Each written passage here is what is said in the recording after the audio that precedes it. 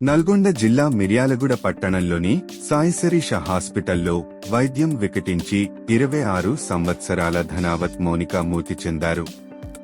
మూతురాలు స్వగ్రామం మిర్యాలగూడ మండలం ట్యాంక్ తండ వైద్యం కొరకు సాయి శిరీష హాస్పిటల్లో అడ్మిట్ అయింది.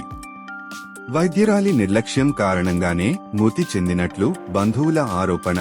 మిర్యాలగూడ పట్టణంలోని సాయి శిరీష హాస్పిటల్ ముందు బైఠాయించి ఆందోళన చేపట్టిన మృతురాలి బంధువులు. మౌనిక మృతి చెందడంతో కుటుంబ సభ్యులు కన్నీరుతో దిగ్భ్రాంతి చెందారు.